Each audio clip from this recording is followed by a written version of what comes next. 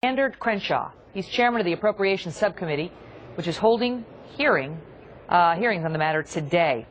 Representative Crenshaw, great to see you. Thank you very much for being here. And so your committee is the one to which the now infamous testimony about we don't know anything about targeting conservatives, never have, it wasn't us, no, back in 2012 was offered by Mr. Schulman, among others. And today you will try to hold some folks responsible. Who are you going to be speaking with, and what do you hope to accomplish? Well, the main witness today is going to be the new acting commissioner, Daniel Werfel. And what we want to hear today is what happened.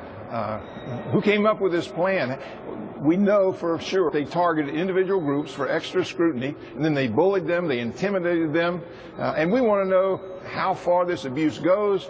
We want to find out who's responsible. We want to find out who's going to be held accountable, and maybe, Megyn, most important, we want to know how we're going to make sure this never happens again, because we give the IRS $10 billion a year, and we're not going to give them another single dime until they come forward with some answers. Now, but with due respect to you, how do you expect to get those answers? Because it's been an exercise in frustration watching these guys go before these various committees on Capitol Hill and say, I don't know, I'm not going to name names. I might name names off camera, but I'm not going to do it on camera. And I'm not sure. We're looking into it. We don't know yet. I mean, it's been so aggravating.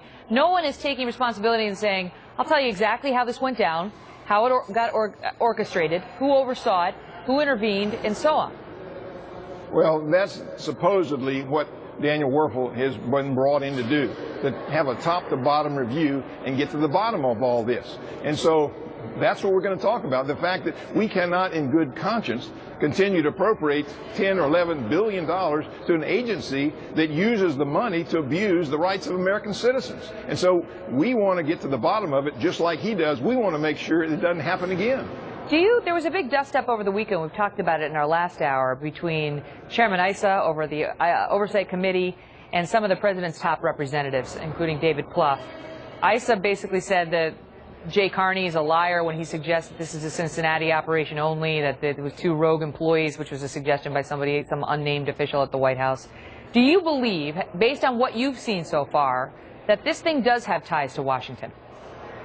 Well, it's hard to believe that these are just a bunch of rogue folks in Cincinnati that someday decided, hey, let's just go give extra scrutiny to people that have a conservative political philosophy. That's hard to believe. And that's one of the things we find out is how widespread was this abuse and who's accountable. The story changes, as you point out, every day. It's time for the IRS to come clean. And I hope that happens today. How do you get Danny Werfel to do that? I mean, he's only been on the job for a short time, this position.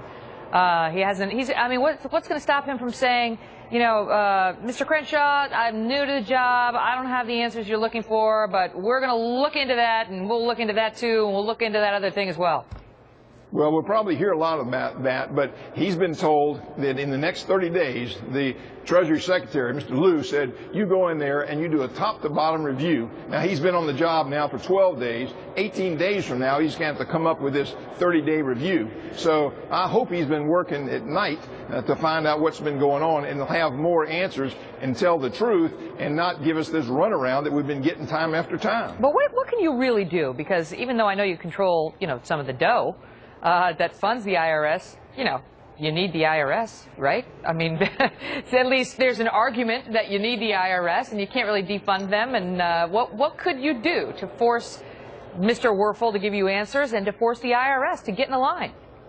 Well, I think he's going to understand when he leaves the hearing today that we cannot in good conscience keep appropriating the hard-working taxpayers' dollars to an agency that is using the money to abuse their rights. And so I hope he gets that message. We're just not going to spend any more money till we get some answers, and that's a pretty good lever because they need the money to do the job. We need the IRS, but we're not going to keep on giving them carte blanche. And then, of course, now we find out all this waste and abuse that is going on. And you know what? The money they're wasting on these conferences and these videos actually was unused money from the enforcement budget.